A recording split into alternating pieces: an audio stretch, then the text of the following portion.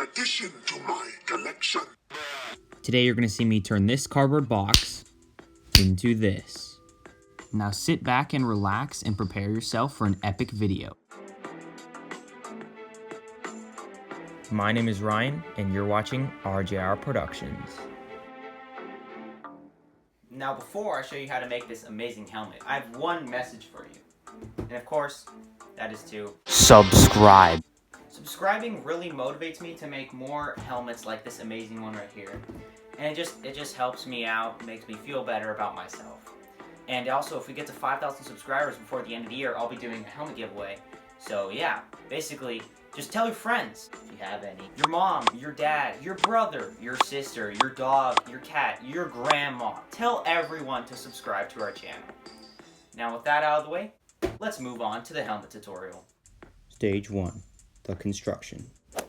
The first part of this helmet was modifying my template for my Phase 2 Rex helmet. Now you can tell that it's pretty similar since the Phase 2 Rex helmet is also Episode 3 style, but what I wanted to do is revise my template to make it a little bit more accurate. So what I ended up doing was cutting down the bottom edge and making it much more accurate, like around the whole faceplate area. The sides are pretty much the same. I tweaked the visor shape a little bit, but overall I'm really happy with how it turned out, and it's much better than my other templates. I think this is the most accurate helmet I've made so far. And then once I had all that done, I traced it out on a piece of cardboard. Pretty much all I did was just trace it out on the piece of cardboard and then flip it over or mirror it and then trace it out on the other side. And then I took my time. It took about 30 minutes and just cut out the piece. Just make sure to go very careful on this step because you don't want to mess up, because if you mess up just on one edge, you're either going to have a big job to fix later, like in spackling, or you're just going to have to cut out a new piece, and it's a waste of a pretty big piece of cardboard. Just as a little reference, this piece will wrap around a 26-inch circle, which is the base of the dome, so that's about how big it is. If you want to, I have the templates for this helmet in the description right now. They should be up after a couple days of this being uploaded. And what I tried also differently with the support on the helmet is I cut out the 26.5-inch circle, and then I glued the supports on as I normally do, but then I traced out the oval shape, and then I glued that on. So now there's just a big oval on the top, making sure that it's very perfectly round, and I'm really happy with how this turned out. So now I started working on the chin area, and I messed up on this a couple times because I'm doing it myself. I'm not looking at my old templates from this. I'm revising them and making new ones, which means I would have to come up with a new shape.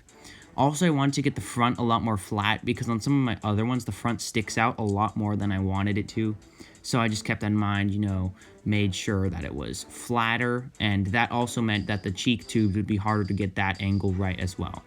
I spent about 2 or 3 hours just on this little chin area because I couldn't get it right. But then once I did, I cut out that front tube shape, and it's pretty much just a rectangle of cardboard with a bunch of notches cut out of it to make it the more curved, organic looking shape. I guess that's the best way to put it. Now at this point I thought it wasn't looking that accurate, but then once I got these cheek tubes on, it was looking much better. So if you're making this and you're not really happy with how it's looking at the moment, just make these pieces, and once you glue them on, I guarantee that you'll probably like it much more.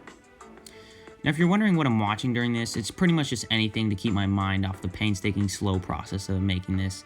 I normally watch it just any TV show on Disney+. I'm really excited for that Mandalorian TV show coming out soon. Now, next thing that I worked on was the other side, and these ones are actually different from my Rex ones because they have about 20 cuts in the fronts instead of 10 or 15 on the other ones. Just make sure to glue it up and make sure that every seam is closed up. You don't want to have any ones that are open up, or else it won't have an accurate shape. So here I went ahead and I finished up the chin. Basically all I did from the last clip yesterday I just had these 2 cheek tubes, and basically what I did is I added these smaller tubes on the bottom, and you can see that they run across here and they go all the way up to here. And then I added this main piece in the middle, which you can see on the inside right there. It's just this big piece. And then I just added some of the smaller details, which are really easy to do. So now the next thing I need to do is I need to fill in these holes, and then I can start working on the cheeks. And then next we'll work on the ears, kind of getting that plate done, and then finally the back. So let's cut back to that time lapse. Now after I had put all those chin details in, I ended up working on those cheek areas. Now one thing that I actually did to this chin area a little bit later on is I ended up having to shave down a bunch of the inside just so I could fit my head on. because as I was saying earlier, I made the front a lot more flat. What that also made is that the chin was a lot closer. So one way to work around this is you can make the back removable, but I didn't want to do that, so I just decided to shave down the front a little bit and jeopardize maybe the inside look, but it would ultimately be able to fit on my head without having to cut the back open or anything. And then once I had those little cheek areas done, those are very easy. It's just like a little box on the inside, just a wall around the edge, which is slightly angled, and then just glued on. And then you just continue that tube from the front, where the chin is, all the way around to the back, and just make sure to put some supports inside of it. Now, in my last video, I mentioned why supports are important, but the main reason why they're important is not so just in case you step on the helmet. If you step on the helmet, it's pretty much ruined. You're not going to be able to fix it. But the reason is, when you're spackling, you're going to be sanding on it, and when you're sanding, you're going to be pressing down on it. So it's pretty much just avoiding it caving in when that occurs. And right now I'm working on the main back plate. And now this is the same template that I've been using since my Bly helmet. I really like how it came out, and it looks really accurate and good. So I've just been using it since then. I haven't had to revise it. Now basically you just need to cut out all the darts on the sides and then cut out that little square in the back. And then you need to add a little walled edge around the back of that main helmet area. Just continuing, you see that front, the kind of line that goes all the way to the back. Just kind of continue that shape and just glue it on at the back. You can see here I have both of the pieces and I'm just adding the edge wall. Now the back of this helmet ended up being a little bit shorter because of course in general the whole helmet was shorter when I changed the visor shape. But it still ended up looking fine, it's not a problem. So now I went ahead and glued on that whole back area, and then once I had the back area on, I could go ahead and glue up that other second layer back piece. Now pretty much what I included in my templates are some supports that you can glue inside of this piece, but that's really only if you're doing it for the first time and you don't know how it's going to go on. The supports kind of guide you on where to place it. But for me, I've done this particular piece 3 times already, so it really wasn't a problem for me. Now the next step for this helmet is, now that you've done pretty much all the back, you just have some smaller details to fill in. We can start working on the dome. So the dome, you pretty much just want to add those supports again up to the top, and then you can add the strips of cardboard that go across the front and across the sides. Now with this dome, I tried something different where, you know how I do those crimping styles on the front and on the sides. But this time, on the sides, I ended up just making it a flat piece of cardboard because it doesn't need to be crimped and it just adds extra work later on.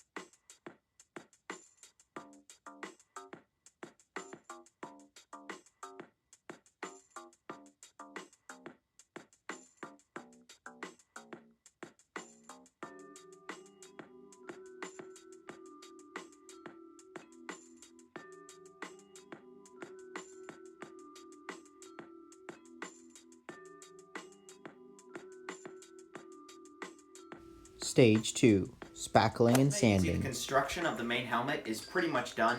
The only thing I need to do is add the smaller chin details that go inside all those gaps, and then also some of the other details like the side bits that come off of here, the 3 little ridges, and then obviously the back circle. But those can be made while this is drying from the spackle.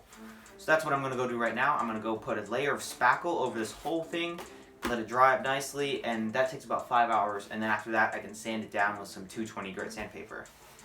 So with this one, I'm also going to experiment with something different when I'm spackling. I'm going to be putting spackle across the whole faceplate to see if that removes like the corrugation, because especially in some of the older ones, like Commander Cody and Jesse, you can see the faceplate cardboard ridges. So I'm going to try to cover those up with spackle and see if that turns out well. So now let's cut to the time lapse of me spackling. The spackling stage is pretty simple. All you're going to need is obviously your can of spackle, and then you're going to need some water and maybe a putty knife. The putty knife is optional though, you don't need it. So pretty much the only thing I did different in this was I put spackle over the faceplate, and that just removed all those little corrugation lines on there. Just put spackle over the whole thing, and then you should be good. Just make sure to get it in all the cracks. That's the main goal. And then with sanding, I just took some 220 grit sandpaper, and I put it over the whole thing. So pretty much just rub it around, get all those high spots off. And then once you have all those high spots off, then you can work on finding out where those low spots are. And if necessary, you can get those off. Pretty much you just have to fill them in and then re-sand it down again. This one only took me one pass. Just make sure to sand over the whole thing and don't press too hard, or else the spackle, even though it's flexible, it will crack. Just be careful for that part. Now the next stage is the painting stage. Stage 3, painting/weathering. After painting the front of the helmet this nice dark green color, I went ahead and did a tiny little bit of camo pattern, and pretty much all you do is you just take a piece of fabric or a sponge and you just paint directly onto the sponge, and then you put it onto the helmet. So just like with a black color and then with a tannish green color, just a little bit of a tinge, and you just do this all over the front. So basically the green is in those side little compartments and the back compartments, and then all across the top and the front. Now the ones in the side compartments are a little bit darker, so I used more black in those areas. Now pretty much just masking it is very simple. I just take some masking tape and I masked off where all the green would stay, so that's all across the front of the face, up to the top, and around the sides. He has a pretty interesting masking job, and I really like how it looks. So just keep that in mind. It's very interesting, and it looks good, and it's also very easy to do. You just need to mask off the front and then off to the sides. You can see right now I've masked off where all the green will stay. You can see basically around the whole top area. I've masked that off, and then also around the front, and also all the way around the sides. So now what I'm going to go ahead and do is paint silver. So pretty much all the faceplate and the top dome will be silver, and then the back and this side tube will be white, and then the front right here will be silver. So you'll be seeing this in a little bit once the silver's done, and then you'll be seeing me mask off where the white is. Now once it was painted silver, all I had to do was mask off all the silver and the green, and then the rest of it would be painted white. So now the white stuff is very easy. Just mask off all the areas and add those little hash marks at the back. Just remember that the hash marks on this one are not at the front, they're at the back. And pretty much just take your time going around masking off the whole top. Just make sure that the fin is the white part. Basically all the white parts are all the ears, the front tubes except for the very front, like the whole side and back tubes, and then the fin on the top. So pretty much just paint that up white, and then you can take off the masking tape, and it should look really nice. So you can see I've painted it white, and pretty much what I'm doing is working on all those smaller details. So that entails doing like all the smaller areas, like the chin areas and the side details, and pretty much all those small areas.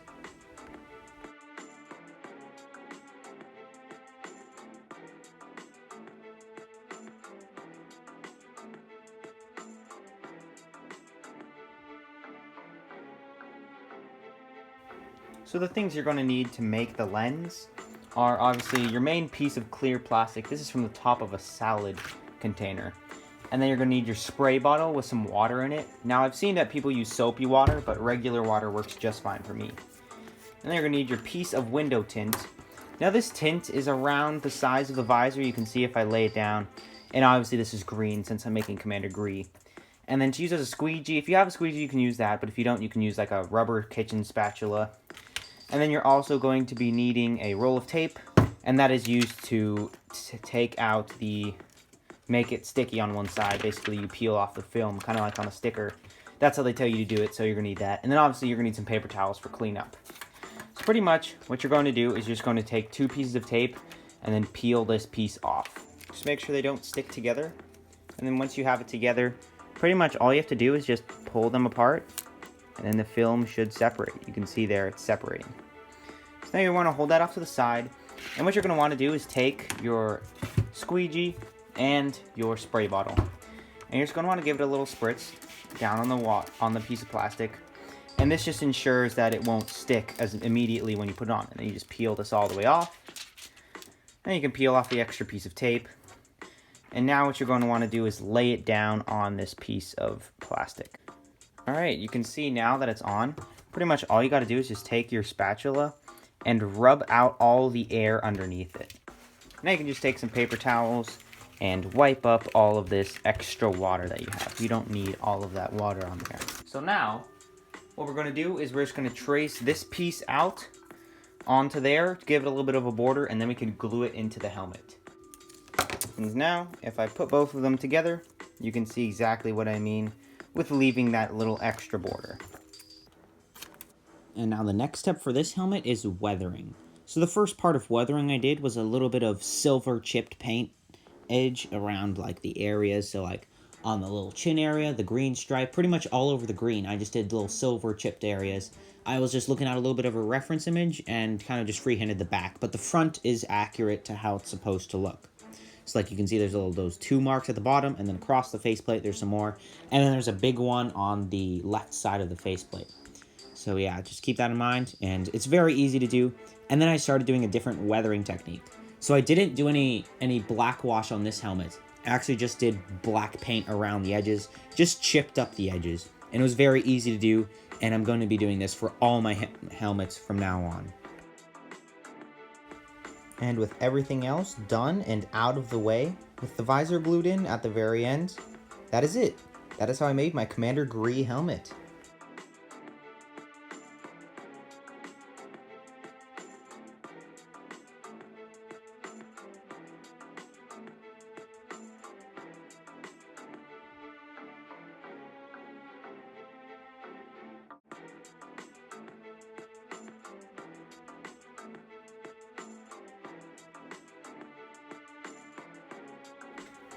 And that concludes this episode on how I made Commander Gree's Phase 2 helmet. If you enjoyed this video, please consider dropping a like and maybe even subscribing.